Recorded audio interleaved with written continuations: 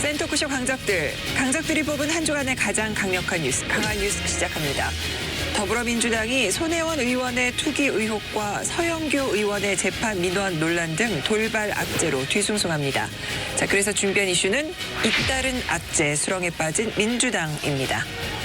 자, 오늘은 강적들에서 꿀케미를 보여주시는 박지원 민주평화당 의원과 장제원 자유한국당 의원 모시고 얘기 나눠보겠습니다. 어서 오세요. 안녕하십니까. 네. 제가 검찰 조사 곧 받을 거니까 그때 다 알려드릴게요.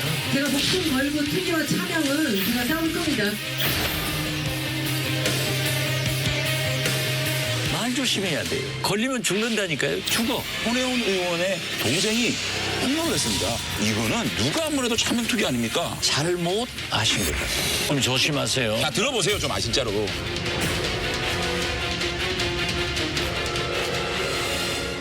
아니, 제가 여의도의 거장 살아있는 경륜, 네. 여의도의 촌철살인 우리 박지원 대표님하고 꿀캠이라고 하시니까 네. 이런 광명이 어디 있겠습니까?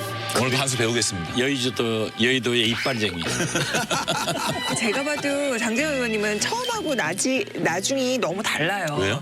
처음에는 막 이렇게 뭐 거의 막 이러다가 나중에 막 설전 오갈 때는 거의 뭐 맞짱 뜨는 여의도의 팔색조. 아니 왜 이러시죠? 예? 아니, 그러는 거죠, 뭐. 근데 박지원 의원님 요즘 어떻게 존재감 폭발이라고 해야 될까요? 요즘 좀 뒤숭숭하세요 지역구가.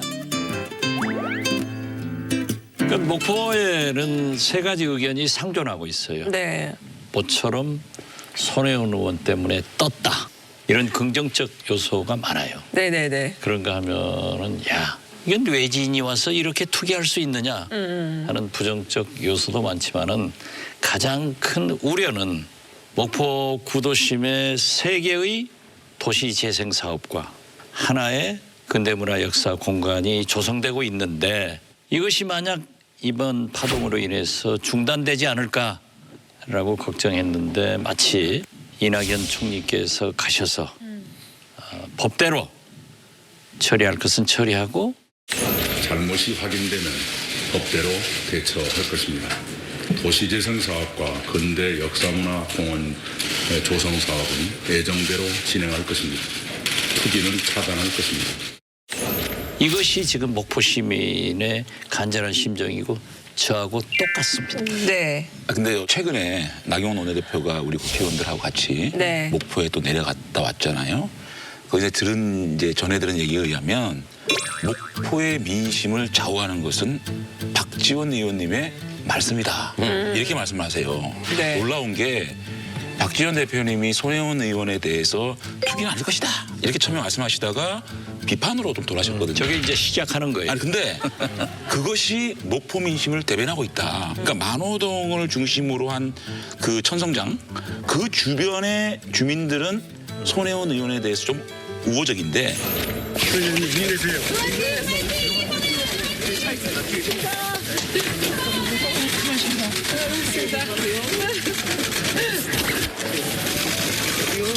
저는 믿음직스럽고요. 그 목포를 너무너무 사랑하신 분이라 정말 오늘 기자회견 잘하셨다고 생각합니다. 외지 사람들한테 한다는 것은 이건 안 되는 일이라 말이에요. 나 다 알아봐 이 사람아. 목포를 지켜야 된다니까. 이건 안 되는 일이요. 공인으로 살고 공인으로 한 사람들이 이런 식으로 하면 안 되지. 처음에 9채 때까지는 손혜원 의원을 좀 옹호해 주셨잖아요. 그렇죠. 근데 갑자기 20몇 채로 가면서 태도를 바꾸셨는데 그게 뭐 차이가 있나요? 태도가 바뀐 게 아니라 20몇 채나. 상황이 바뀐 거예요. 어떤 상황이요? 자, 거기를 가서 보시면은 빈 건물, 빈 가게, 빈 집입니다. 진짜 불 꺼진 항구예요. 그러니까 나는 손혜원 의원이 적산가옥에서 태어나서 적산가옥에서 살고 싶어서 목포에 샀다. 그리고 외로워서 조카도 하나 샀다. 그래서 굉장히 고맙게 생각했어요. 그리고 진짜 그때는 해외 투자 유치를 한 기분이더라고요. 야, 잘 됐다. 했는데 9채까지도요. 사실 얼마 안 돼요. 그러니까 선의가 있었겠지 하는데 이게 15채, 16채, 20채가 넘는 거예요. 그러면은 그때까지 아무리 선의로 생각하더라도 또 국회의원이 절차상 하자가 있다고 하면은 투기로밖에 볼 수 없다. 저는 그렇게 얘기했던 거지. 2채 산 얘기하고 20채 산 얘기하고 과정이 다릅잖아요. 근데 방금 이제 장재현 의원님도 말씀을 하셨지만 박재현 의원님이 이제 입장을 바꾸고 나서 분위기가 전환된 거는 맞는 것 같아요. 이제 좀 의심의 그 눈초리가 조금 더 많아진 듯한 아니요. 느낌이 들거든요. 지금 뭐 나경원 대표도 가신다고 저한테 전화 와서 네. 제발 가지 말아달라 이렇게 제가 부탁도 했고 우리 정동영 대표도 현장 최고위원 한다고 그래서 가지 말라. 목포 시민들은 정정을 원하지 않습니다. 네. 그 이낙연 총리가 정리한 그게 바로 민심이고 네네. 제 심정이에요. 지금도 그 만호동 유달동에 사시는 분들은 엄청난 지지를 보내고 찬사를 보냅니다. 네네. 심지어 어떤 분은 동상을 세우자 하는 얘기도 있어요. 그렇지만은 네? 일반적인 누구요? 손혜원 의원의 동생을요? 농담으로 한 소리겠지. 아. 아니 농담으로 그러죠. 아, 예, 예. 그러니까 네. 일반적인 생각은 그게 15채, 16채, 20채가 되니까 네. 이건 너무하지 않느냐. 아니 근데 박준 의원님 일단 그 몇 채가 뭘 의미하는 것이죠? 우리가 생각하는 단독 가구 한 채 한 채가 아니잖아요. 큰 한 지붕 아래 2평도 한 채, 4평도 한 채. 그러니까 그 채라는 게 의미가 없잖아요. 도대체 얼마짜리를 몇 평 정도 매입했는가 이게 문제가 돼야 되지 그건 않겠어요? 옳아요. 심지어 어떤 한 가게는 옛날 거기 쪼개갖고 쪼개서 세 번지가 합쳐진 것도 있어요.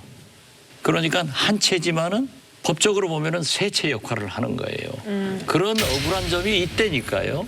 함에도 불구하고 군대 간 조카 이런 것들이 나오니까 이건 문제가 있다라고 하는데 저는 지금도 이 손혜원 의원을 비난하고 싶은 생각도 없고 또 칭찬하고 싶은 생각도 없어요. 단 손혜원 의원한테 요즘 걸리면요.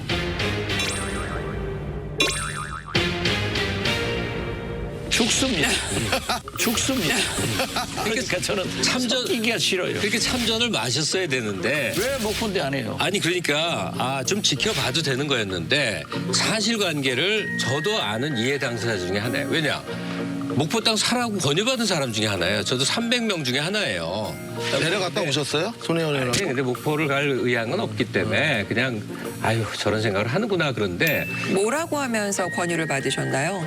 그러니까 저 경우는 이제 음반을 모으는 취미가 있으니까 네. 이거 혼자만 듣고 있을 거예요. 그러면서 멤버십 카페라는 걸 하래요.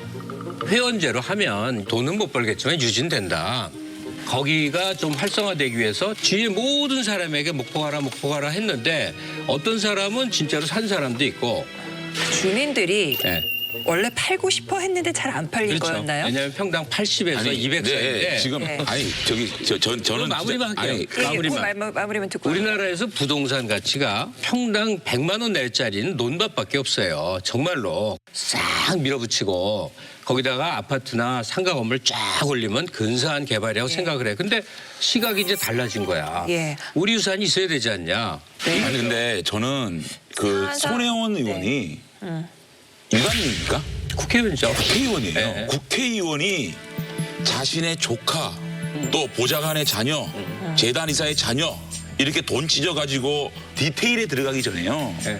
기본적으로 대한민국 국민들이 왜 이런 공직자를 대해야 되느냐. 저는 안타까워요. 손혜원 의원이 의원님과 공개 토론 제안 했는데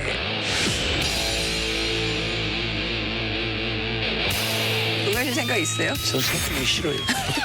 서로 그리고 지금 네네. 우리 김갑수 선생이 예. 그 땅 구입하라고 공고를 받았는데 네네. 저한테는 안 했어요. 제가 만약에 한 평이라도 샀으면 저는 이미 골로 갔습니다. 박재원 의원님이 이렇게 속된 표현으로 꼬랑지 내리는 경우는 처음 보는 것 네, 같아요. 저 완전히 내렸어요. 완전히 꼬랑지 내리죠. 왜냐하면 목포 시민들이 그만큼 절박한 거예요. 손혜원 의원이 그러니까 세서가 지역구 아니고요. 의원으로서 지역구 민심을 대변해줘야 돼요. 검찰에서 어차피 조사를 한다고 하니까 그 결과를 지켜보자. 그러나 우리는 이 사업이 계속돼야 된다. 이거예요. 제가 그러면 단도직입적으로 여쭤볼게요. 손혜원 의원과 지금 각을 세우신 게 지금 혹시 후회되세요? 후회는 안 돼요. 네. 앞으로는 섞이지 않겠다. 후회는 안 되는데 쪼르신 거는 맞죠? 쫄았어? 지금 손혜원한테 아니. 걸리면은 다 죽는다니까. 아니, 근데 제가 보세요. 나경원 대표, 민주당의 금태섭 의원 지금 막 날린 거예요. 제가 어떤 언론 기사를 봤는데요. 손혜원 의원의 캐릭터를 누군가가 이제 얘기를 하면서 친구도 되면 안 되고 적도 되면 안 된다 이런 표현을 썼더라고요. 지금 약간 이렇게 피하고 싶다라고 하는 그 마음과 약간 일맥상통한 그런 평가 아닌가. 그런 기사가 많이 났어요. 네. 손혜원 의원은 나전칠기 박물관을 만들겠다는 목포 공장터 회견에서 처음 국민에게 사과했습니다. 국가 전체를 시끄럽게 만드는 것에 대해서 저는 일단 국민들한테 너무 죄송하게 생각합니다. 이해충돌 논란에 대해선 국회의원으로서 모르는 이익이 올 수 있는 게 있다면 사과하겠다며 조건부 사과 입장을 밝혔습니다. 투기 의혹은 거듭 부인했습니다. 투기는 제가 목숨 걸고 투기와 차명은 제가 싸울 겁니다. 그건 아닙니다. 자신이 모은 나전칠기와 재단 자산은 박물관을 지은 뒤 기부하겠다고 밝혔습니다. 예민한 질문은 답을 미루거나 피했습니다. 나머지 대출 금액 용처에 대해서 지금 혹시 알려주실 수 있나요? 제가 검찰 조사 곧 받을 거니까 그때 다 알려드릴게요. 현장 기자회견에서도요. 저한테 박지원이는 지역구에 안 내려오니까 선거 때도 안 보인다 한다. 그리고 자기가 2달에 한 번씩 목포를 왔는데 한 번도 본 적이 없다. 선거 때도 후보들이 여기 안 온답니다. 몇 명 안 사니까. 한 2달에 한 번 정도씩은 주말에 내려왔지만 한 번도 이 지역의 국회의원을 본 적이 없습니다. 근데 저는요. 금기원래 금요일 날 목포에 갔다가 월요일 새벽 돌아오는 것을 1년이 52주인데 50번 이상을 11년째 하고 있고 그게 사실을 잘 모르는 거예요.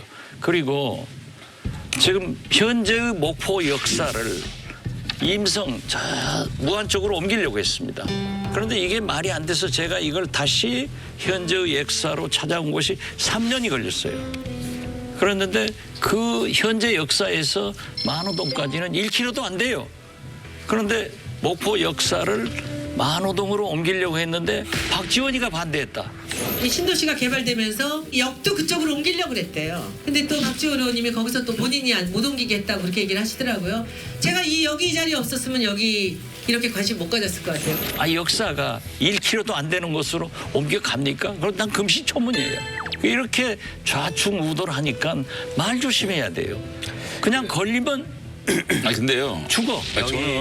저는 우리 박지원 대표님 말씀 들어보니까 참 그 소선한 한 명이 박지원 대표님이 맞짱 뜨자는 식으로 가는데도 인내하시면서 손혜원 의원을 일부 감싸주는 모습에 참 마음 바다처럼 감쌀 수밖에 없는 게 잘못하면은 또 계속 기자회견에서 박지원 하면 보도되고 의원님, 고소하고 참전을 안 하셨어요. 의원님 여태까지 나오신 것 중에 이렇게 조심스러운 것을 그렇죠. 처음 봤습니다. 얼마나 지금 이게 고심을 말이 되냐고. 박재현 의원이 얼마나 지역구 고심하고 국회의원한테 계신지. 선거 때도 안 보이고 안 온다. 손혜원 의원님이 정말 자기가 세긴 세네요. 먹고 2달에 한 번씩 내려오는 것을 나 만나러 오나? 네, 알겠습니다. 그런데 김갑수 사장님, 나 없는 사이에 박지원 의원이 뭔가 있다 틀림없이. 건설 얘기 안 할 수 했어요. 있어요? 가져가 돼 있느냐가 곧 나온다고요. 근데 이거는 그런 지금 얘기하면 안 돼. 왜냐면 안 했어요. 건설 얘기 안 했어요. 그런 얘기를 할 수 있어? 안 했죠. 없으면 어쩔래? 예? 아니 저 없을 때 그렇다면요. 박지원 의원이 무엇인가 있다. 아니 왜 안 계신데 얘기를 해요? 떳떳해요. 아니 나는 그렇게 내가 제가 그렇게 물으니까 그 다시마 하셨잖아요. 이게 왜 아니라- 배신의 아이콘이냐?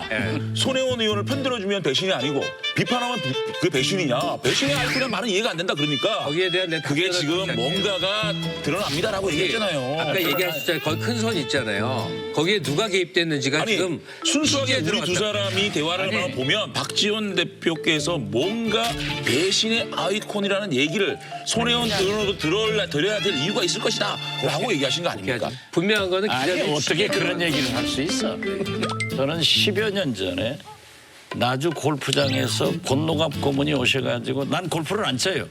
점심하시니까 여러분 하자 해서 가서 거기서 뵙고 그 후로 한두 번 이렇게 우연한 장소에서 뵀지만은 전혀 몰라요. 관계없어요. 내가 만약 거기에 땅 한 평이라도 가지고 있으면 저는 골로 가는 거예요. 그래서 제가 지금도 그렇게 자랑해요. 목포 옆에 신안이 다리가 놔가지고 금싸르기 땅이 됩니다. 그러니까 수년 전부터 신안 분들은 땅 팔지 마시오. 이게 금싸르기 땅 됩니다. 그 얘기를 하면서 내가 만약에 신안에 땅을 샀으면은 그건 문제가 돼요. 근데 네. 저는 안 사요. 네. 박지원이가 그렇게 덜이가이가 아니에요. 네. 알겠습니다. 덜이. 아니 미국 미국 제가 사람은 덜이에요. 박은영 모함하게 미국에서 됐는데 생활하셨잖아요. 아니 웃기는 소리야. 아니 밖에서 전부 보여요. 그러니까 우리 보좌관을 놓고 갔지. 그러니까 우리 보좌관을 놓고 갔지. 그러니까 우리 보좌관을 놓고 갔지. 모니터링 하면서 그렇지 말아요. 자 시작합시다. 네. 자, 손혜원 의원이 탈당 기자회견 후에 사흘 만에 기자회견을 다시 열었는데요. 국민들에게 송구하다며 향후 이해 충돌 부분이 드러난다면 사과하겠다고 밝혔지만 이 태도 논란에 휩싸였습니다.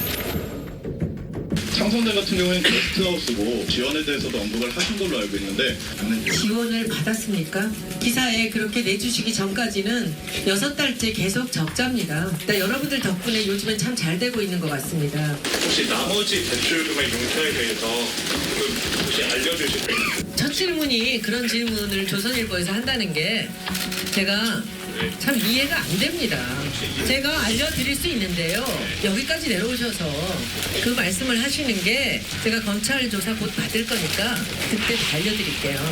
이해충돌 관련 질문 드리겠습니다. 그 얘기 그만 받겠습니다. 네, 이해 충돌은 지겨워서 못 하겠습니다.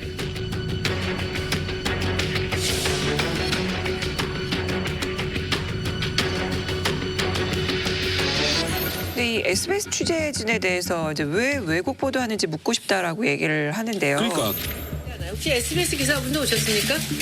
어디 계세요? SBS 그 팀 안 계세요? 안 오셨어요? 그래서 제가 그분들 오늘 좀 앞자리로 모셔달라고 말씀을 드리려고 했는데 전 좀 여쭤보고 싶어요. 왜 이 일을 시작했는지. 그러면 처음부터 저한테 와서 물으시면 제가 오늘같이 아주 명명백백히 제가 말씀을 드릴 텐데. 윤나라 기자입니다. 그 마이크 소식합니다. 네. 혹시 그 탐사팀에 계세요? 저는 지금 탐사팀 소속은 아니고 정치부 소속 기자입니다. 네. 혹시 탐사팀은 안 오셨어요? 지금 탐사팀도 주변에 있습니다.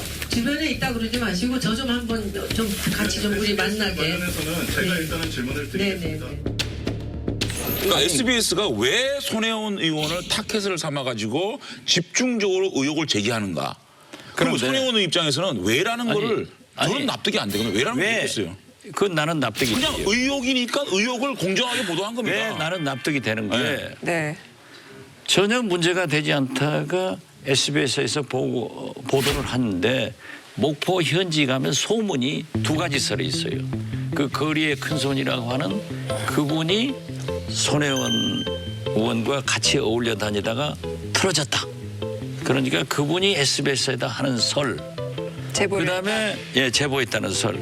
그다음에 손혜원 의원이 말씀한 대로 재건축 조합과 박지원과 건설이 자기가 재건축 22층을 반대하니까 제보했다고 하는 거예요. 네. 그건 아니에요. 왜냐하면은 거듭 말씀드리지만 제가 여기에도 오직 했으면 가지고 왔는 게 97년 9월 17일 18일자에 이거 보세요.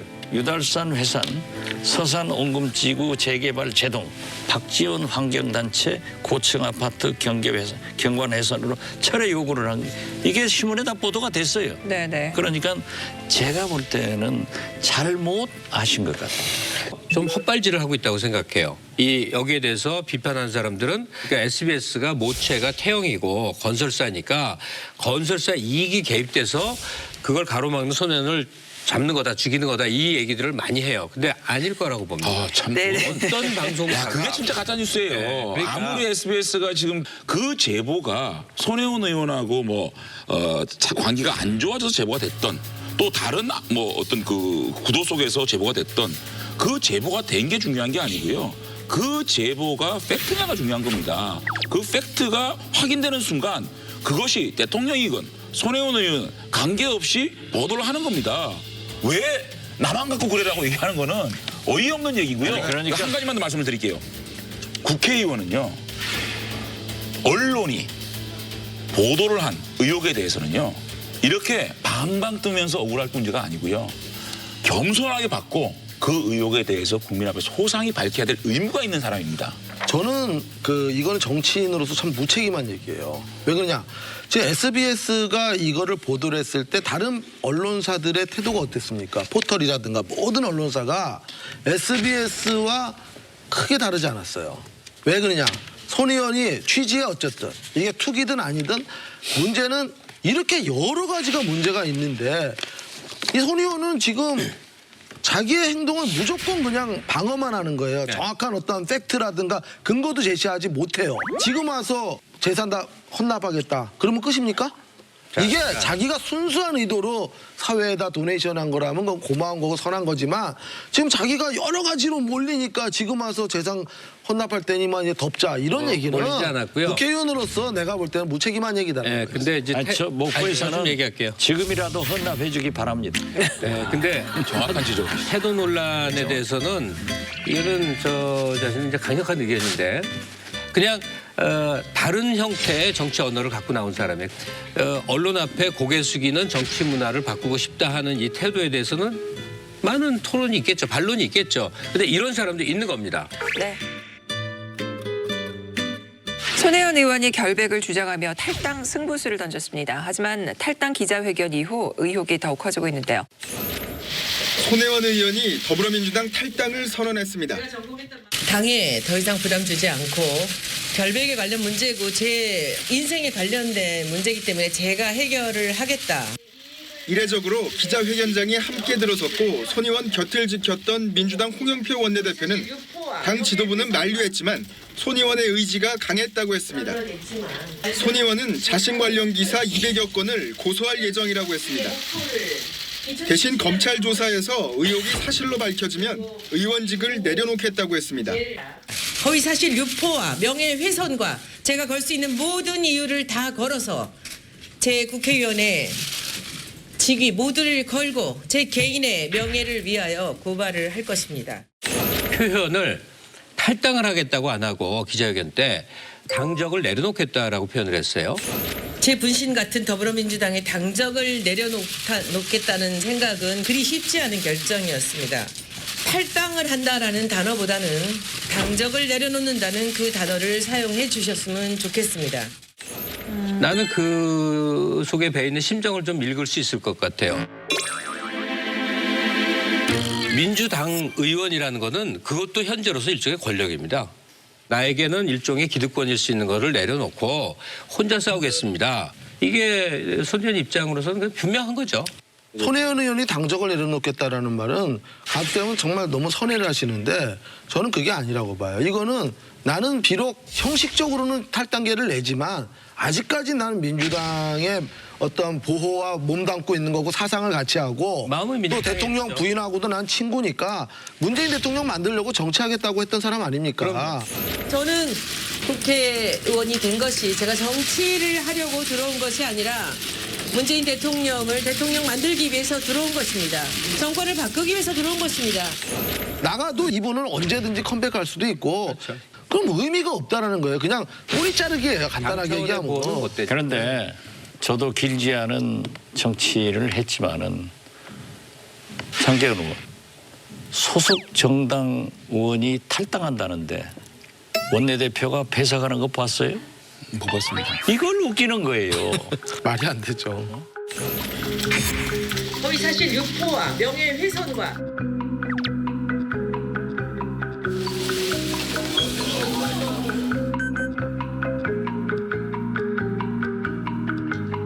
홍영표 원내대표 거기 나와 있는 모습 정말 도와줄 수가 없더라고. 표정이 그 생각이 안 나세요? 이게 청와대 실제 여기에 원내대표가 꽉 눌려갖고 기자회견 나오면서 손혜원 의원이 그 홍영표 원내대표 어깨 고개를 손을 딱 얹었다는 거예요. 이게 뭡니까 이게? 네. 나는 이게 정말 잘하냐 싶어요. 근데 저는 이제 기자회견을 보고 속으로는 자유한국당 입장에서 보면 아, 참 잘하고 있구나. 사회적 물의를 일으키고 이렇게 공격을 받고 있는 한 초선 의원이 탈당을 하는데 집권 여당의 원내대표가 병풍을 쳐준다? 이런 환송식은 전무후무한 겁니다. 또 제 명예를 걸고 제 직을 걸고 투기하지 않았습니다 라고 우기고 있는 거거든요. 손혜원 의원의 동생이 폭로를 했습니다. 창성장 등 건물 2채를 공동 명의로 소유하고 있는 손 의원의 다른 조카는 20대 B씨입니다. 군 복무 도중 고모인 손 의원에게 명의만 빌려줬고 건물 살 돈을 받았다고 밝혔습니다. 저한테 얘기를 하고 증여를 해서 저 군대에 있었다는 거예요. 전역하고 내려갈 예정이었어요. B씨의 아버지인 손 의원 남동생은 인터뷰에서 목포 건물 매입은 자신들의 의사와 아무 관계가 없다고 선을 그었습니다. 가족들은 목포에 가본 적도 없고 창성장이 게스트하우스인 것도 나중에 들었다고 말해 차명재산 의혹을 제기한 셈이 됐습니다.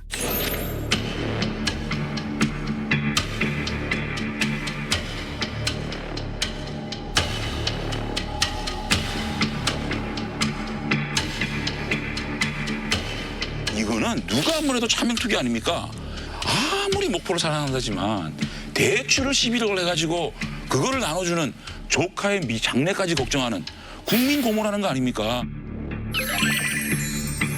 근데 자기 사재를 털어서까지 뭔가 문화재 보호 사업을 하던 사람을 어느 날 그걸 비틀어서 투기로 때렸어요. 어떤 특정 언론이. 그거를 그냥 있는 그대로만 보세요.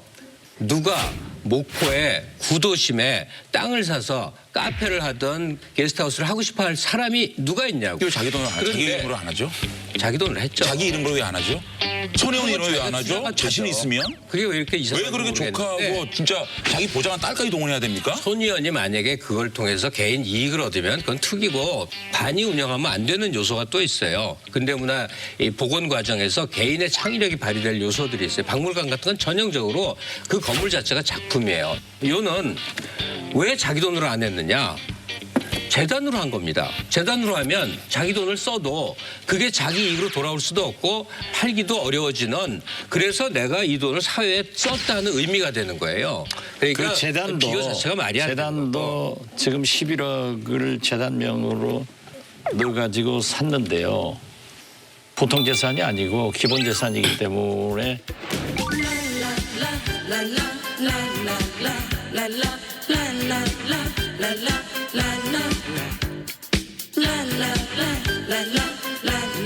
지금 가져갈 수 있어요. 그러니까 지금부터 못하게 바꾼다라고 하는데 어떻게 됐든 시끄러운 것을 목포 시민들은 원하지 않아요. 지금 이 사안이 투기냐 뭐 투자냐 뭐 이런 거 갖고 자꾸만 얘기할 게 아니에요. 문제는 손혜원이라는 분이 국회의원이라는 말, 거기다가 문체부 쪽 담당하는 간사고. 네. 근데 이거를 자기가 정보를 미리 알아갖고 이거를 사고 그다음에 문체부한테 압력을 넣어갖고 여기를 말하자면은 그 근대 문화공간으로 지정을 시키고 목포를, 자, 성경을 읽기 위해서 촛불을 훔쳐서는 안 되듯이 뭐든지 자기가 의도가 좋다고 해도 그 절차라든가 이런 게 과정이 법에 맞고 상식적이어야 돼요. 근데 손혜원 의원 같은 경우에는 지금 자신의 어떤 직권을 이용해 갖고 정부로부터 보조금도 받고 또 목포시에서도 또 보조금 받고 뭐 이런 거를 자기가 스스로 셀프로 했다라는 게 문제예요. 도시 재생 사업을 할 때 네. 우리 목포가 세 건을 따봤어요. 이게 아마 이제 전국에서 유일할 거예요. 그만큼 가치가 있는 거예요. 그때 제가 김현미 장관에게 도시 재생 사업도 좋지만은 목포의 근대문화재에 대해서 보호 사업을 해야 된다라고 하니까 김현미 장관이 도종환 네. 문체부 장관. 문체부 장관이 더 많은 예산을 가지고 한다. 이렇게 해서 제가 도정원 장관에게 부탁드리고 문화재청에서 목포를 선정하고 예산도 500억을 책정한 거예요. 네네. 그런데 저는 이 과정에 손혜원 의원이 개입됐다 하는 소리는 못 들어봤어요. 저게 500억 사업이라고 하더라도 목포에 43,000평 거기에 353개의 건물 등이 문화재적 가치가 있기 때문에 투기가 일어나기 전에 목포시에서 매입하도록 예산이 된 거예요. 네. 그렇기 때문에 제가 볼 때는 손혜원 의원이 문방위 간사로서 도와줬는가 어쩐가는 모르지만은 이 예산과 지정은 네. 개입됐다고 저는 보지 않아요. 이 사업이 진행되는 과정을 한번 보잔 말이에요. 2017년 11월에 그 국회 교육위원회 예결 소위에서 손 의원이 뭐를 얘기하냐면은 목조주택을 좀 이렇게 잘 재생해서 보존하자 이런 얘기를 해요. 손 의원은 지난 2017년 11월 국회 교문위 예결소위에서는 각 시도별로 복원할 만한 가치가 있는 문화재를 공모 형식으로 받은 뒤 지원해주라고 말했습니다. 문화재청 박영근 차장은 이미 전주, 공주, 부여, 경주에 예산이 배정돼 있다며 직답을 피했습니다. 손 의원은 다시 예산 배정을 고칠 수 없냐고 물었습니다. 두 달 뒤 문화재청은 전국 지자체를 상대로 면단위 문화재 개발 사업 공모를 받았습니다. 그러면 그 과정이 과연 손혜원 의원은 선의로 했다고 하지만 결국은 손혜원 의원이 자기가 그 지역에다가 부동산을 사놓고 자기의 권력을 이용해서 문화재청을 압박을 넣어갖고 정책을 자꾸만 자기한테 유리한 방향으로 이끌어 나갔다. 이 권력형 비리가 더 문제라는 겁니다. 제가 우리 변호사님 말씀을 일목요연하게 정리를 해드릴게요. 자, 직접 만들어 오신 거죠? 그렇습니다. 나로 말할까? 네.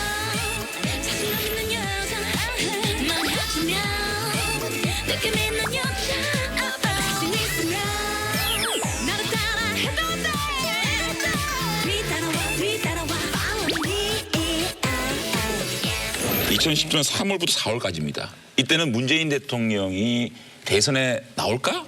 뭐 선거운동 한참 할 때죠. 손혜원이 조카 카페 건물 7건을 매입합니다. 근데 문재인 대통령 후보가 도시재생 뉴딜 사업 문재인 대선 후보 공약으로 발표를 합니다. 바로 5월 달에 목포 원도심 개발 간담회에서 손혜원 의원이 목포 지역에 대한 정부 지원 관련 발언을 합니다. 바로 6월 달에 창성장을 매입합니다.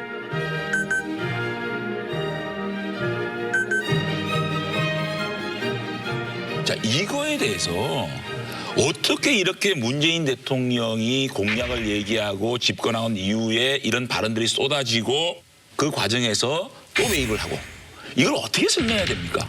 지금 말한 대로 대선 공약부터 시작해서 정부 정책의 일환으로 그런 사업을 하겠습니다 하니까 거기에 부응하는 방식으로 자기 재산을 목포라는 곳을 찍어갖고 거기에 땅을 매입했단 말이에요. 이게 불법이에요. 위법이에요. 투기예요. 투기라는 거는 그야말로 돈 몰리는 곳에 가서 시세 차익 놀리는 건데 목포에 누가 시세 차익을 생각하고 오지에다 갑니까? 구사순에.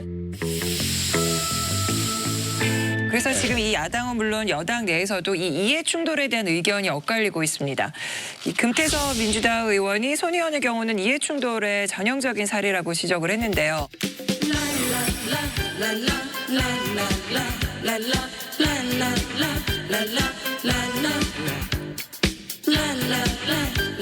자, 이게 지금 아무리 선이라고 해도 이게 그 국회의원의 업무가 이제 사적인 이익과 좀 이렇게 연관되면 안 된다 이런 내용인 거잖아요. 그렇죠. 지금 장제원 의원이 제시한 저런 일에 저도 개입했어요. 못 보니까 그걸 해달라고 부탁했단 말이에요. 네. 그런데 저는 땅을 안 샀어요. 그렇죠. 안 사면 되는 거예요. 안 사면 되는 거예요. 지역 이게 구시고. 이해 충돌 금지 조항이 걸리는 거예요. 네, 그래서 나는 손혜원 의원의 충정은 이해하지만은 공사 간의 구분을 잘 못했다. 그러니까 저는 이러한 갑론을박을 할 게 아니라 이낙연 총리께서 말씀하신 대로 네네. 법대로 처리하자 이겁니다. 네. 그 수사를 받아서 분명하게 성명하는 게 좋지. 여기서 문제가 되면은 우리 장제원 의원이 그 금년 또 예산 심의하면서 목포 예산 못 주겠다고 뭐 큰일 나니까 줄 거야 안 줄 거야? 드리죠. 오케이. 네. 저는 뭐 아니 근데 그러면 됐어. 저도 저희 지역구 예산 많이 챙기거든요. 그렇죠. 자 보십시오. 이해충돌이 이런 겁니다. 저희 지역구 사상 같은 경우에는 노후공업 지역 지역입니다. 7, 80년대 신발 산업을 이끌던데 산업구조 개편을 못해가지고 이 공장들이 중국이나 동남아로 빠지다 보니까 슬럼화돼 버린 거거든요. 자 이거를 어떻게 재생해가지고 첨단 공업지를 만들 것이냐. 이게 장제원의 숙명 같은 일이에요. 그런데 장제원은 법안부터 만들었어요. 이 노후공업 지역에 국비를 들여서 재생할 수 있는 법안을 만들고 그래서 그 법안을 8년 만에 통과시켜서 예산을 반영해서 드디어 시작하거든요. 자, 이건 이해충돌이 아니죠. 그런데 제가 그걸 추진하면서 그 주변에 땅을 샀어요. 그래서 정부 보고 이거를 도시재생산업지역으로 선정을 하라. 선정이 됐어요. 그 개발 차익을 제가 가진다? 이해충돌이죠. 장제원은 안 됩니다. 그러면 큰일 났죠. 자, 그다음에 잠깐만요. 하나의 말씀을 드리면 자, 이 목포 부분뿐만 아닙니다. 목포 사랑이 이제 통영 사랑을 하고 있어요. 의혹이. 나전 7기 강매 의혹, 지인의 인사특례, 또 부친 독립유공자 선정 문제 이런 것들이 전부 포괄적으로 나오면서 손혜원 의원에 대한 이해충돌 얘기가 나오는 거예요. 이해충돌에 대해서 잠깐만요. 이해충돌에 대해서 내가 좀 얘기 좀 아니 할게요. 장제원 의원 지역구 잠깐만 얘기. 기다려. 목포 얘기니까 그럼 박 의원님 말씀 듣고 목포 갈게요. 얘기니까 네. 얘기하는데 네. 지금까지 문화재를 지정하면은 무슨 건물, 무슨 절 이렇게 되는데 4만 3천 평을 선과 면으로 처음으로 지정을 했는데 네. 건물이 573개가 있는데 그중에 건축 문화자산으로 353개가 해당이 되는 거예요. 그리고 이번에 130억 중에서 우리가 목포로 110억 가져갔는데 지금 예산 110억 중에는 건물을 15개가 지정된 것을 목포시에서 우선 매입을 해야 되는데 이 중에 7채인가 8채인가 이미 팔려가 버린 거예요. 제가 제일 걱정하는 것은 그렇습니다. 4만 3천 평 안에 사는 분들은 무조건 부동산이 다 올랐다라고 생각하는데 목포시에서 수용할 때는 묶어버리기 때문에 안 오른단 말이에요. 그런데 이제 그 원망이 어디로 떨어지겠어요? 이거 떠들어가지고 우리만 손해봤다. 이런 것이 나와요. 근데 네. 좀 전에 목포시 의회 말씀을 하셨는데요. 목포시 의회에서 회의록이 나왔는데 그게 전부 다 우리 민주당마다 의원들이에요. 회의록에 보면은 목포시에서 건물을 사야 되는 거예요, 부동산을. 그렇죠. 손혜원 의원이 미리 이걸 사놓기 때문에 사기가 힘들다. 그래서 이 돈이 예산이 부족할 것 같다. 이런 얘기가 나와요, 회의록 자체에도. 지난해 11월 23일 목포시의회 관광경제위원회 회의록입니다. 부동산 가격 급등과 젠트리피케이션을 우려하는 내용이 회의록 곳곳에서 드러납니다.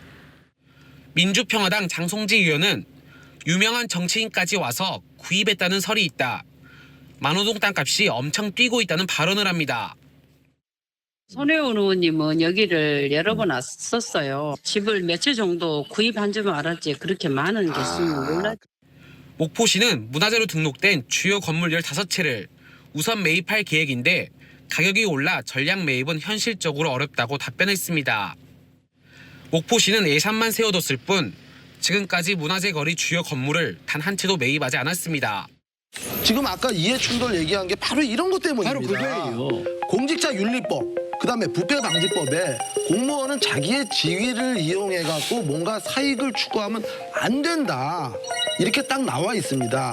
저는 손혜원 의원이 설사 자기가 목포에 땅을 갖고 있었다 하더라도 자기가 목포를 정말 사랑한다면은 개발하기 전에 그 땅을 팔았어야 돼요. 근데 하물며 이거는 개발하기 직전에 자기가 샀어. 이건 말이 안 되는 거죠. 이해충돌에 딱 위반되는 거죠. 근데 지금 손혜원 의원은 금태섭 의원의 지적에 대해서 사과를 하라고 얘기를 했거든요. 이건 어떻게 보세요? 그건 지금 손혜원 의원한테 걸리면 죽는다니까. 아니 그러니까 저는 내가 섞이지 않는 거예요.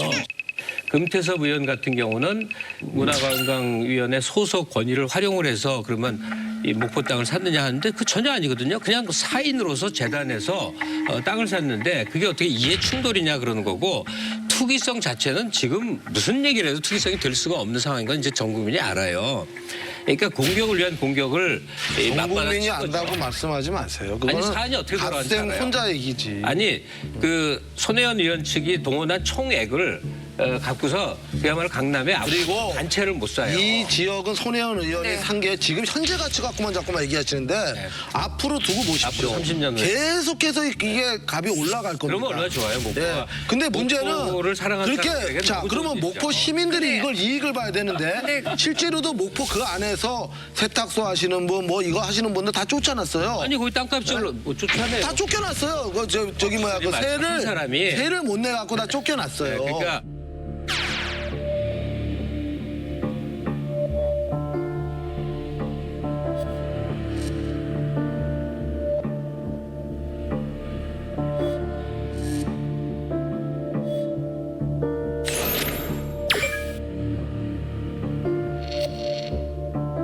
이 옆에 그 누군가가 사가지고 내쫓았다는 그 세탁소 하시는 분을 필요하시면 이쪽 와서 내가 뭐 한 달에 뭐 한 5만 원만 받더라도 이쪽 와서 하시면 어떻겠냐 이제 일하기 싫다고 그만하시겠다 그러시더라고요. 지금은 이 동네는 젠트리피케이션까지 갈 그 상황이 아닙니다. 궁금한 게 아까 이제 그 손혜원 의원이 갑쌤한테도 권유를 했다 그랬잖아요. 매입을. 네. 안 사신 이유는 뭐예요? 그때. 저는 앰플을 사느라고 돈이 없었죠. 단순히 돈이 없어서. 그러니까 저는 제 명의로 단 한 번도 뭘 소유해 본 적이 없어요. 그러니까 차도 집도 뭐도 그런 걸 싫어해요. 근데 하물며 뭐 지방에다가 그냥 좀 뜬금없었어요. 그리고 거기 하면 내려가야 될 거 아니에요. 근데 목포는 저한테는 너무 먼 곳이라 가서 살아야 된다고까지 얘기했나요? 살면 제일 좋고 네네. 아니면 그 왔다 갔다 해도 되지 않냐. 그러니까 뭐 KTX로 왔다 갔다 하면 쉽지 않냐. 뭐 그런 정도였어요. 아니 그러니까 어쨌거나 지금 거기서 사서 개발을 하든 상업적으로 활용을 하든 간에 뭔가 이득이 있으니까 사라고 권유를 했을 그렇죠. 거 아니에요. 명소가 될 것이다. 네네. 거기에 박물관 짓고 게스트하우스 짓고 카페 아주 멋있는 거 있으면 중국 관광객들 와갖고 목포까지 온다. 네네. 그러면 이게 한국이 살아온 내력입니다 하고 스트리트 투어도 할 수 있고 그런데 그 양반이 늘 주장한 게 문화가 요새 100년 안에 꽤 많이 있어야 된다는 거예요. 근데 거기가 아주 저정적인 거래. 간단하게 얘기하면 대박 난다. 그런 얘기 했죠. 대박이라는 표현을 안 썼으니까 그 대박이 가는 어감대로 가지 마시고 목포 전혀 연고 없는 곳에라도 도시 재생에 참여해 달라는 거죠. 근데 손혜원 의원이 가까이 얘기를 들었어요. 손혜원 의원이 갑수세 망하라고 그거 사라고 그러진 않을 거예요. 그럼요. 그죠? 네. 뭔가 이익이 되니까 그럼요. 그 투자하라. 앞으로 좀 올라갈 것이다. 그게 바로 공직자로서 잘못됐다라는 거예요. 그게 잘못. 공직자가 자기가 갖고 있는 어떠한 그 도시 재생 사업이 그렇게 잘못된 거예요. 아니지. 그게 아니라 도시 재생 사업 취지는 좋지만 앞으로 이게 관광객이 유치되고 여러 가지 문화의 거리가 돼갖고 사람의 도시 재생이 그러니까 그렇게 된다라는 거를 그 정보를 갑수쌤한테 가르쳐 줬잖아요. 그러니까 그 정보가 팟캐스트를 통해서 수백만에게 한 100번은 한 얘기일 거야. 이번에 목포를 하면서 제 목표가 한 10개 정도의 그 갤러리를 만들려고 그래요. 그 불 꺼진 동네. 집이 다 비어 있어요. 10개를 제가 주변 사람들을 다 사게 해서 제 아는 사람들이 다 사오고 있어요. 근데 사게 했는데 이 조건이 있어요, 제가. 1층 갤러리로 내놔. 그럼 사람들이 지나가다가 올 거 아니에요? 그리고 이제 요리를 잘하는 사람 주변에 있어요. 겨울 식당을 목포에다 하나 하자.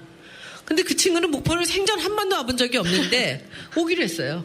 그 특징적인 식당이랑 그 커피집들을 해주려고 그래요. 그래서 한 20개만 나오면요. 그럼 동네 다 살아납니다.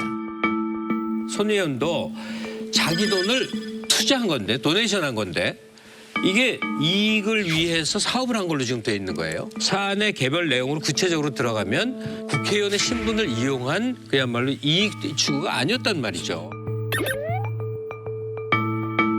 근데 요즘에 그 논란 덕분이라고 해야 될까 때문이라고 해야 될까 이 노이즈 마케팅 때문에 근대 역사문화관이죠. 거기 지금 관람객이 평소에 5-6배로 늘었다고 하더라고요.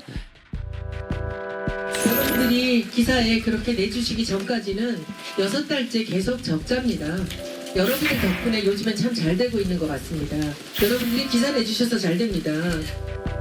웃지 못할 일이죠. 네, 그런 일도 정말 있다고 웃지 못할 합니다. 일이죠. 손의원이 목포로 이전 준비하고 있는 나전칠기 박물관을 두고 자유한국당에서는 나전칠기 예술품을 판매하기 위한 판매처라고 주장하고 있는데 자, 어떻게 보세요? 손 의원이 왜 2014년도에 그 서울 이태원에다가 나전칠기 박물관이라는 가게라는 오픈하셨는데 여기가 사실은 박물관이 아니에요. 박물관은 등록도 된 것도 없고 더군다나 1층은 다 판매처예요. 전시관은 지하에 있다고 하더라고. 그럼 뭐 지하까지 누가 들어갈지는 모르겠지만 어쨌든 들어가면 나전칠기 1층에서 다 파는 거예요. 그리고 이거를 지금 또 뭐 목표에 또 옮기겠다고 요번에 부동산 또 산 거 아닙니까? 박물관처럼 이렇게 홍보용으로서는 정말 기가 막힌 분인데 좀 진실을 좀 이렇게 밝혔으면 좋겠어요. 잠깐만, 이게 이제 박물관으로 이제 사용을 하려면 지자체에 등록을 해야 되잖아요. 그렇죠. 근데 등록하지 네. 않고 박물관이라는 명칭을 사용을 하면 이건 위법인가요? 위법으로 이렇게 걸리는? 뭐 위법까지는 아니지만 네네네. 박물관이 아닌 걸 박물관처럼 해갖고 공익적인 단체인 것처럼 이렇게 포장을 한 거죠. 그러니까 우리나라에 도처에 이제 다수박물관, 종박물관, 무슨 박물관 이제 많은데 그 중에 박물관에 등록이 안 된 게 많습니다. 그 박물관 요건이 최소 평수 100평, 화장실에서 제일 걸려요. 5, 6인용이 보통의 우리가 아는 화장실들이에요. 근데 25인용이 들어가야 되는데 애초에 그런 건물이 별로 없어요. 왜냐하면 사설 박물관들은 다 평수가 조그맣거든요. 박물관에서 물건을 팔았다라고 얘기를 하는데 팟캐스트를 들어본 사람들은 알고 이태원을 가본 사람들은 뻔히 아는 일이에요. 안 파나요? 아니 어이가 없죠. 팔 수가 없죠. 수십억짜리를 누가 사요. 이 나전칠기 공예품에 관련돼서는 손 의원이 1인자예요. 평생에 걸쳐서 200여 점을 모았는데 하나하나가 그야말로 무지막지한 거예요. 그래서 그 지하층은 자기 소장품을 보관한 거예요. 그래서 전시실을 뒀어요. 1층은 나전칠기 장인들의 기획전을 하는 곳이에요. 그러다가 손 의원이 뚝 저기가 돼버렸네. 그래서 그 기획전이 잘 유지가 안 되는 거예요. 왜냐하면 기획전은 어차피 여기서 비용을 많이 줘갖고 하는 행사거든요. 손 의원이 갖고 있는 회사 중에 하이핸드라고 서울역하고 세브란스 병원에 있었던 공예품 파는 데가 있습니다. 이렇게 많은 유물을 수집 관리하는데 손 의원과 관련된 회사와 재단이 핵심적인 역할을 하고 있습니다. 먼저 나전칠기와 공예품을 파는 하이핸드 코리아. 서울역 등에 매장을 두고 있습니다. 돈이 많으시네요. 돈이 많죠? 얼마나요? 오늘은 쓰는 없는 데지. 이런 건 얼마 정도 하는 거예요? 그래서 14만 원. 남편 정모 씨가 대표로 되어 있지만 공예품을 납품하는 한 장인은 정 씨가 회사에 오는 걸 본 적이 없다고 했고 손 의원 본인도 싫다는 사람 억지로 대표 자리에 앉혔다고 했었죠. 남편 정 씨는 크로스포인트 문화재단의 이사장 자리도 맡고 있습니다. 재단 명의로 목포 문화재 거리에 10필지를 산 것으로 알려진 곳입니다. 재단과 박물관, 하이핸드 코리아는 서로가 연결된 구조입니다. 거기 있는 공예품들을 1층에 옮겨놓고 기획천 대신 거기서 오가는 행인들 그 공예품을 팔았던 거예요. 이게 나전칠기에 판매하는 전혀 관계가 될 수가 없어요. 우선 첫째, 일생에 걸친 모은 컬렉션을 판매도 하지 않을 뿐더러 그거 하나하나의 가치는 무슨 뭐 좀 과장하면 뭐 보물급 국보고 이런 식으로 따지는 거여서 그게 오고 가는 대상일 수가 없어요. 그래서 매장이 온 거라고 매장이. 서울역에 있던 매장. 개인 소장품은 팔지 않았고 값싼 아니, 누가 팔겠어요, 그거를. 값싼 소도구 같은 것들만 팔았다. 아니, 저게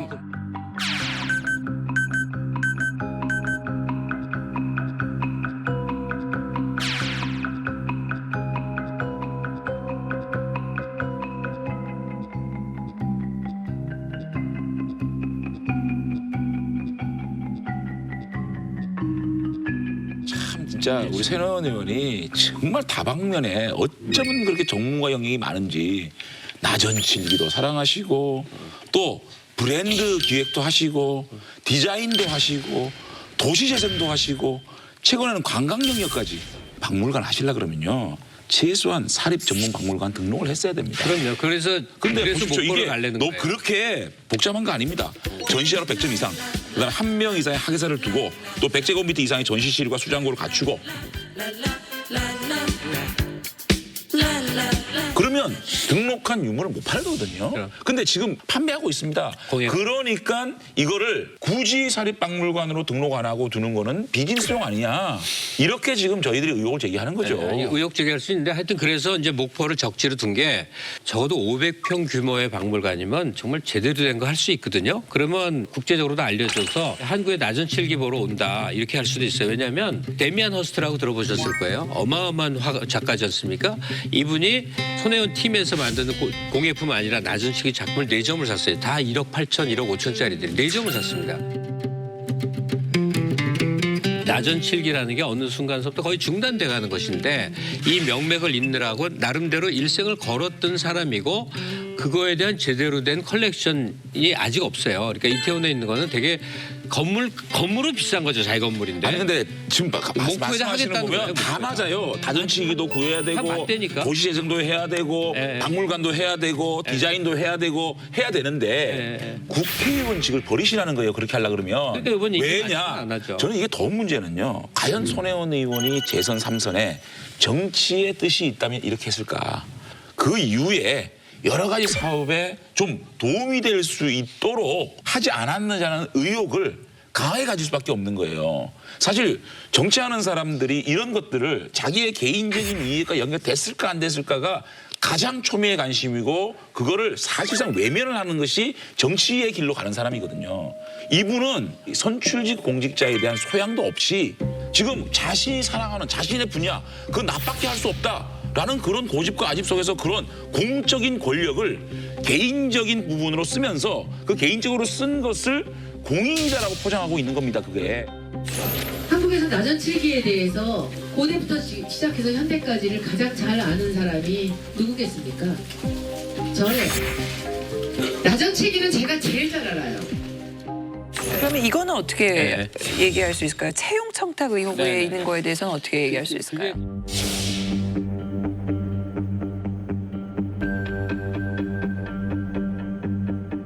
그게 굉장히 재밌는 건데 네. 이거는 그냥 객관화시켜서 한번 보세요. 우리 미술품 복원 아실 거 아니에요. 네네.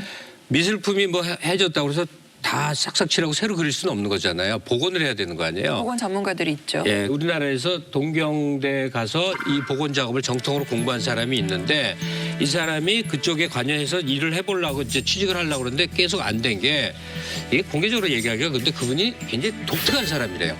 네. 그래갖고 박물관장도 고민을 굉장히 많이 했다는 게 제3의 안을 낸 게 그런 거 하는 연구기관 같은 걸 조그맣게 만들어서 그 사람에게 롤을 주면 되지 않겠느냐. 네. 여기까지 협의가 된 게 현재 상황이에요.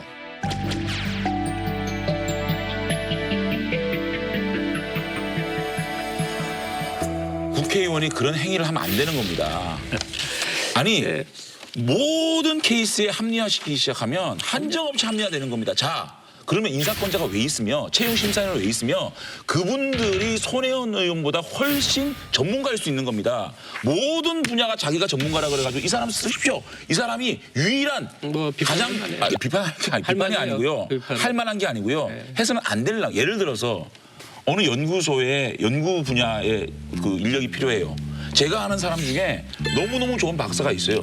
추천하면 그게 가능한 겁니까? 하면 안 되죠. 이게 부정 왜냐하면 청탁이에요. 공정하게 심사채용위원회에서 위원회의 심사 기준을 압력을 넣는 겁니다. 국회의원 자체가 그 부탁을 하는 순간 압력이 되는 거예요. 그러니까 이것도 손혜원 의원이 법 위반일 가능성도 굉장히 높다. 이게 법 위반에 대해서 제가 아니, 정리할게. 그, 잠깐만요. 아니, 잠깐만, 이제 내가 먼저 얘기할게. 받아서 그다음에 얘기하시죠. 가만 있어. 순서가 잠깐만. 내가 지금 순서 네, 하세요. 차례예요. 하세요. 네. 자, 이 부분에 대해서는 공직자가 자기의 어떤 직권을 이용해서 누군가한테 이게 청탁하는 거예요. 그런데 이 사람은 특정인을 지정했어요.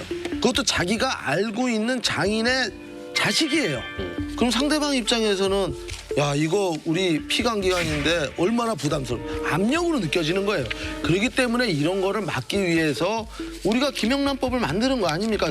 갑자기 김영란법 그렇죠. 찬성하셨잖아요. 네. 그러니까 약간 그 국회의원이 대해서 이제 행동에 조심을 해야 되고 백이동 원장하고 손혜원 의원의 만남은 제가 보기에는 그렇죠. 약간 착오가 있었죠. 그러니까 기관장과 국회의원이 만난 게 아니에요.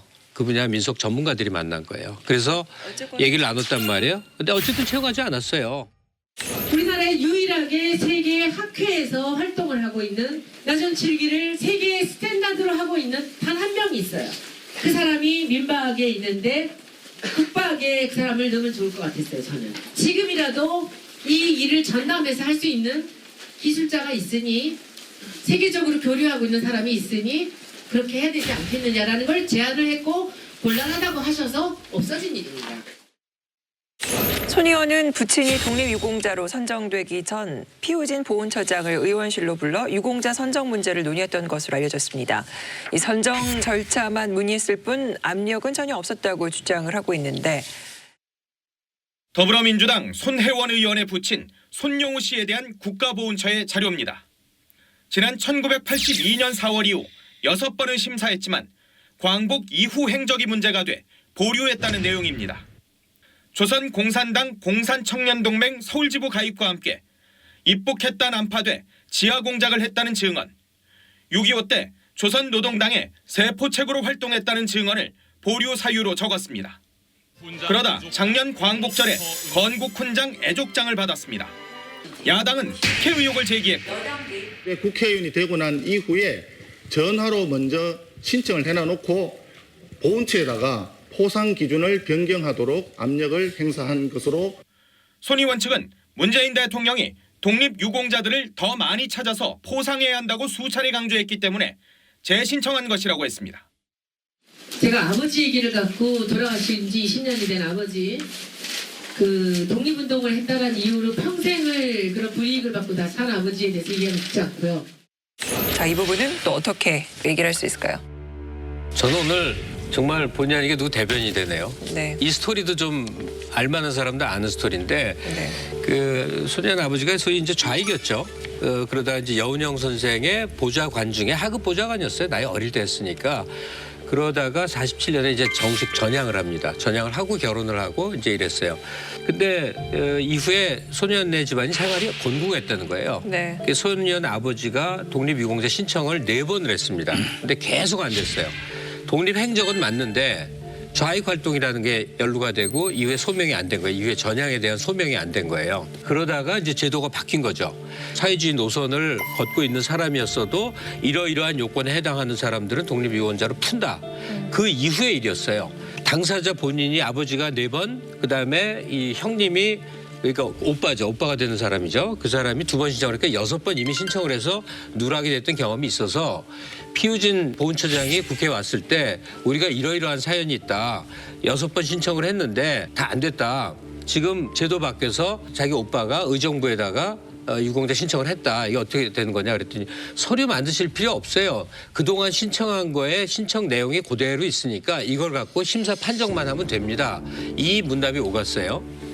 그러고 나서 유공자가 됐는데 근데 요는 독립유공자로 되게끔 제도 개선을 한 거하고 손혜원 의원 측하고는 전혀 무관한 거죠. 이거는 국가보훈처에서 제도 개선을 했던 사실이니까 그리고 신청해서 합격이 된 거니까요. 네, 이제 손혜원 의원 뭐 돌아가신 아버지 문제라서 제가 이렇게 노골적으로 또 비판하기는 뭐하지만 그럼에도 불구하고 국회의원의 신분으로 자기 아버지가 6번이나 탈락했던 것을 또 국가보훈처장을 직접 불러서 자기 아버지 얘기를 한다는 자체가 그런 공직자로서 정말 잘못됐고 어이없고 참 창피한 일을 한 겁니다. 그 자격 요건이 완화됐다면 정식으로 손혜원 의원이 피우진 처장을 오히려 모르게 신청을 해서 수원을 받게 만들면 되는 겁니다. 그런데 그거를 국회의원이라는 지위가 아니었으면 피우진 처장이 만났겠습니까? 왔겠습니까? 그야말로 국회의원이라는 지위를 이용해서 피우진 처장을 오게 했고 그걸 설명을 했고 이 자체가 저는 굉장히 부적절한 일이었다. 제가 알고 있기로는 독립운동을 했다고 하더라도 좌익 활동이나 파렴치범에 대해서는 독립유공자 선정을 안 합니다. 네. 그래서 지금은 김갑수 선생이 얘기한 대로 기준이 바뀌어가지고 예를 들면은 몽양 여운흥 선생 같은 분도 다 인정을 했어요. 네. 그런데 손혜원 의원이 자기 선친의 그러한 억울함을 아무리 국회의원이라고 하더라도 관계 정부 부처에 얘기를 할 수 있다고 생각합니다. 그래서 이건 정부 심사위원회에서 합법적으로 됐다고 하면은 그대로 인정하는 것이 좋지. 이것마저도 전부 나쁘게 보면은 다 나쁘게 보이는 거예요. 근데 지금 사실은 여기 지금 그 손 의원님께서는 뭐라고 변명을 했냐면 압력을 행사한 적이 없대요. 선정 절차를 문의했대. 근데 보훈처장이 국회의원실에 불려가고 선정 절차를 설명해 주는 사람을 안 해랬단 적어도. 그리고 선정 절차는 인터넷 치면 다 나오고 이미 6번이나 신청했던 사람들이 선정 절차를 몰랐다? 그것도 말이 안 돼요. 결국은 야 내가 할 테니까 좀 잘 해줘라. 이게 무언의 압력이자 청탁이에요. 이것도. 그리고 게다가 신청 과정에서 원칙적으로는 다 서류를 내야 되는데 전화로 했어요. 그 오빠가. 유일한 케이스래요. 다른 사람 아무도 전화로 안 했다는 거예요. 그렇다면은 우리도 보통 그러잖아요. 우리가 회사에 입사원서를 내거나 어디 냈다가 떨어지면 그 다음에 또 내지. 전에 낸 거 있으니까 전화로 야 작년 거 써라 이렇게 하진 않는단 말이에요. 그럼 분명히 선정 절차에 있어서도 서류를 제대로 했어야 되는데 이거를 특혜를 준 거예요. 결과적으로 손혜원 의원 아버지 손용호 씨가 선정 자격이 있건 없건 이게 중요한 게 아니에요. 설사 자격이 있다 하더라도 이런 어떤 과정에 있어서 국회의원이 이러한 자기의 직권을 너무나 쉽게 너무나 뭐 사익을 위해서 막 쓴다라는 이게 문제라는 거예요. 그걸 제가 한번 여쭤볼게요. 네. 그러면은 국회의원들은 의원실로 불러서 물어보는 게 일상적인 일인가요? 아니요. 근데 굉장히 아니 불러서 물어보는 경우도 업무상 있을 수도 있고 네네. 의원실로 장관들이 네네. 와서 이렇게 인사 다니는 경우도 있으니까 우연히 인사 왔는데 그런 얘기를 나눌 수 있기 때문에 저는 지금 중요한 게 손혜원 의원의 선친이 독립유공자의 자격이 없는데 선정됐다고 하면은 문제가 되지만은 어떻게 됐든 독립운동을 하신 분이 선정됐기 때문에 그것까지 지금 논할 필요가 아니 없느냐. 저도 우리 박지원 대표님 말씀대로 자기 아버지 문제이기 때문에 뭐 좀 온정적으로 보고 싶어요. 근데 관례적으로 보면 장관급이 국회의원실에 와서 보고를 하는 거는 국회의원의 굉장한 관심 사항입니다. 일반적으로 문의하는 것이나 또 어떤 절차의 문제는 보좌관이 담당관에게 질문해서 답변을 받거든요. 굉장히 그거는 관심 사항일 때 부르는 거고요. 그다음에 손혜원 의원은 문체위원회입니다. 문화관광체육위원회인데 피우진 처장은 정무위원회 소속입니다. 보통 국회에 와서 인사를 갈 때는요. 자기 상임위원회 위원들에게 인사를 합니다.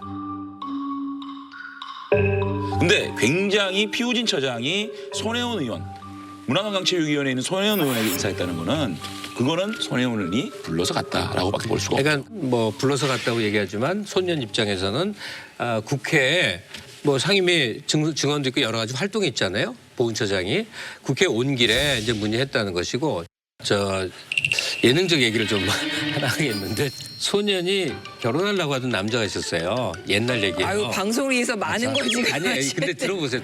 네네. 근데 이 남자가 야심가였던 거야. 네. 그래서 한창 좋아서 지내고 그러다가 그 남자가 고백을 하더래요. 내가 너랑 결혼을 하면 네 연자제 때문에 내 앞길이 막힌다. 그래서 내가 도저히 안 되겠다. 너 꺼져라. 그러고 헤어졌대요. 네. 근데 그게 투구도 그렇게 마음에 상처가 됐대요. 네. 그래서 합격되고 나서 그 놈이라고 표현하는데 그 남자가 그렇게 생각이 나더래. 이런 마음을 얘기를 하는 걸 듣고 좀 이렇게 애잔하더란 말이에요. 그런 사연 가진 사람들이 많거든요. 이제는 밝았네. 제가 보기에는 손혜원 의원 관련해서 지금 네 분이 하실 말씀 다 하신 것 같아요. 아니, 나 충분히 지금 하나만 실패하셨고 오늘 충분히 의원님 입장 해명하셨고 아주 감사합니다.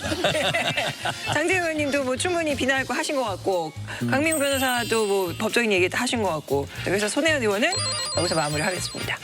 잘했습니다. 예. 아주 잘. 아니 자, 민주당은 서영교 의원의 재판 청탁 의혹으로도 곤혹스러운 상황인데요. 이정미 정의당 대표는 거대 양당이 서 의원의 재판 청탁 사건을 은근슬쩍 덮으려 하고 있다면서 비난하고 나섰습니다.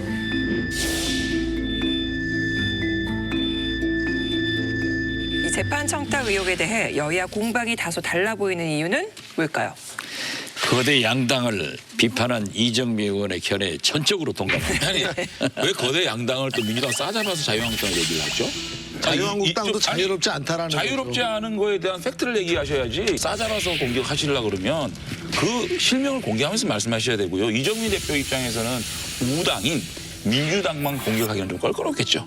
그러니까 자유한국당을 물고 들어가는 물귀신 작전을 하고 있는 겁니다. 우당에서. 민주당 최고위원이 공식 석상에서 그런 얘기를 하고 있습니다. 자유한국당 의원 중에 2명이 더 이 문제에 똑같은 문제가 돼 있으니까 그거 밝혀라라고 정말 좀 후한무치하지 않습니까? 근데 그래 나 이런 식으로 정치를 이렇게 해버리면요. 근데 한국당이라도 똑같이 했지 않았을까요? 아니, 저는 그랬을 것 같아요.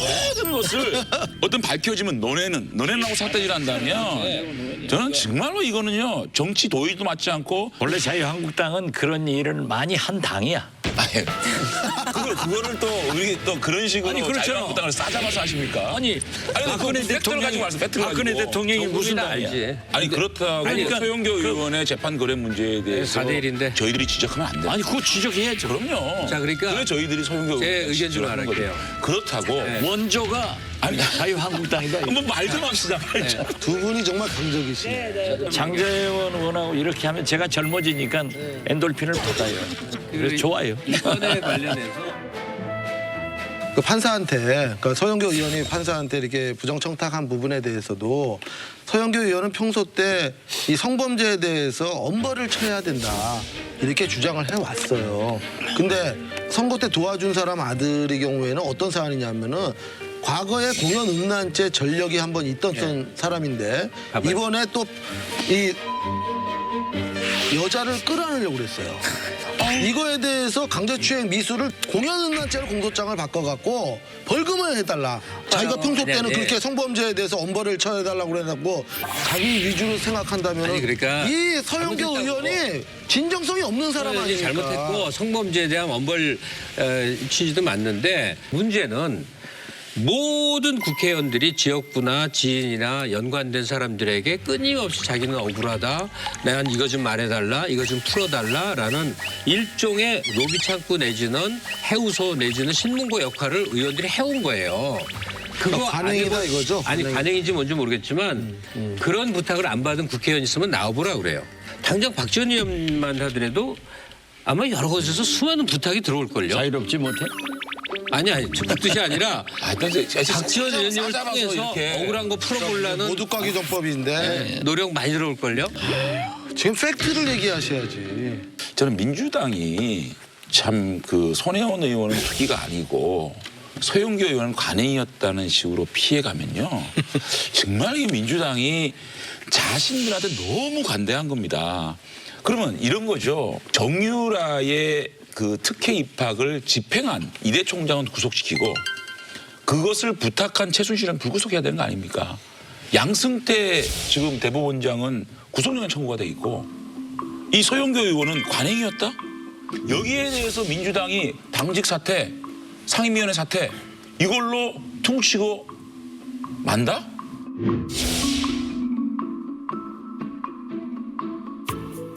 이 정권이 관례라는 이유로 얼마나 많은 사람을 재단하고 얼마나 많은 사람을 구속하고 그런데 자신들의 관례에 대해서 이렇게 호의적이고 이렇게 관대합니까? 공격받기 딱 좋은 일을 하고 있는 겁니다. 이게요. 설사 관행이었어도 관행이었다. 이런 얘기를 하는 것은 오만한 답변이에요. 이건 안 되는 거예요. 법률적으로만 본다면은 2015년 5월 달에 벌어진 일이에요. 금영란법이 제정되기 전이기 때문에 사실 사법적인 처리는 좀 어려울 것 같아요. 왜냐하면은 직권남용이라든가 뭐 공무집행 방해까지는 이르지 못했다. 압력을 넣었다기보다 청탁에 가까운 건데 하지만 저는 이 서영교 의원이 이게 사법적인 어떤 판단이 중요한 게 아니라 국회의원이 돼갖고 사법부라든가 뭐 자기가 피감기관한테 막 압력을 놓고 한다면은 그런 사회를 원하시는 건 아니잖아요. 우리가 그렇게 되면 안 되잖아요, 더 이상은. 네. 그리고 이런 거 있을 때는 변호사를 쓰셔야지. 네. 변호사 써갖고 정당하게 이렇게. 내가 강 변호사 변호를 추천할게. 해야지. 아니 근데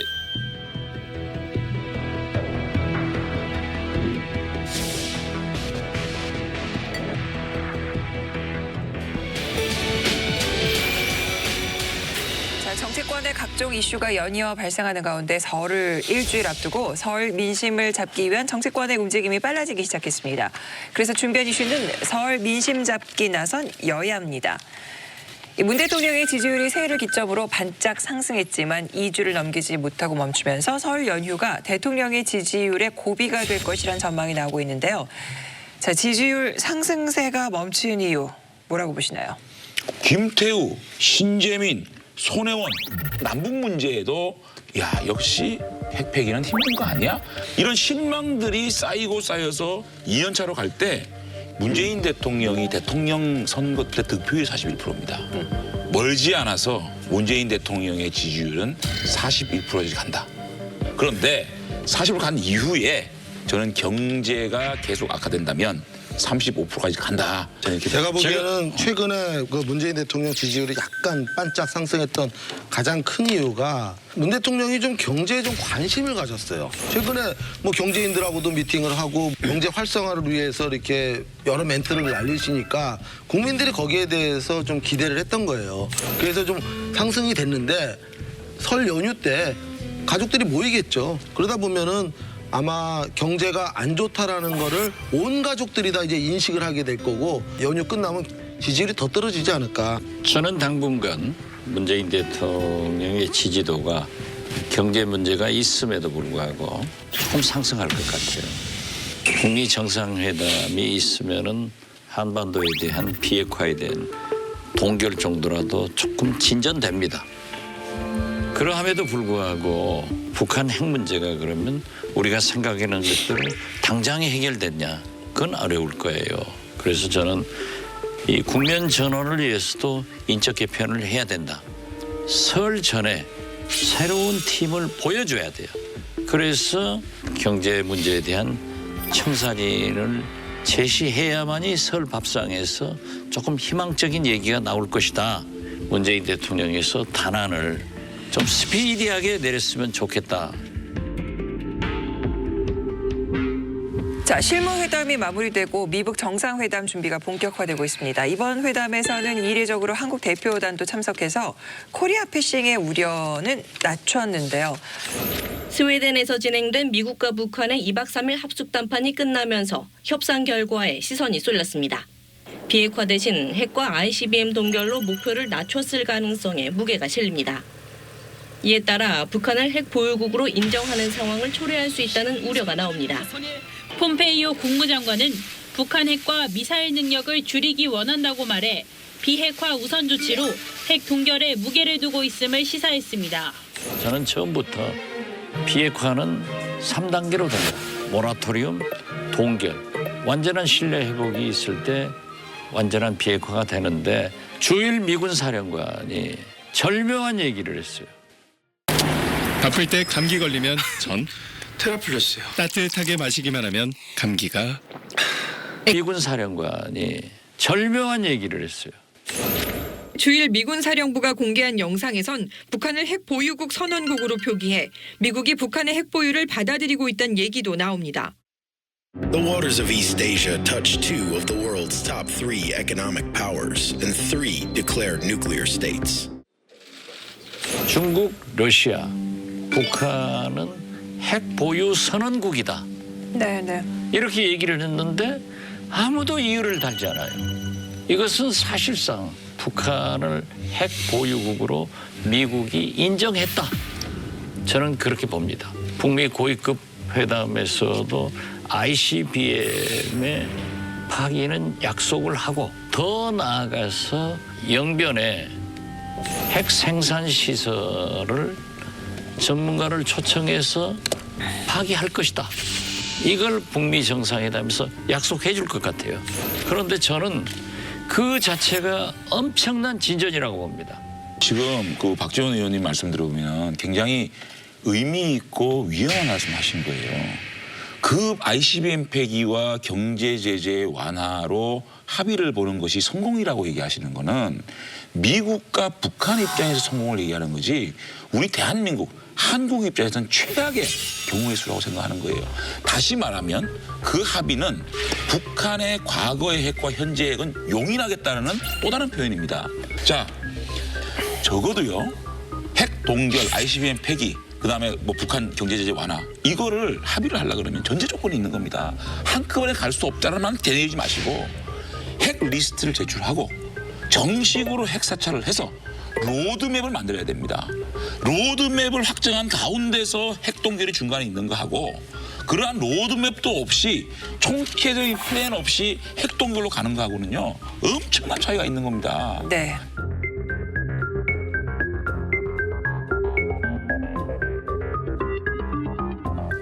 자, 김정은 위원장이 한국산 화장품을 사서 간부들 가족에게 선물을 했다는데요. 자, 이거는 어떻게 보세요? 글쎄 뭐 그럴 수 있죠. 뭐 좋은 일 아니에요? 아, 좋은 일이 좀 한국산 화장품 많이 팔리면 좋죠.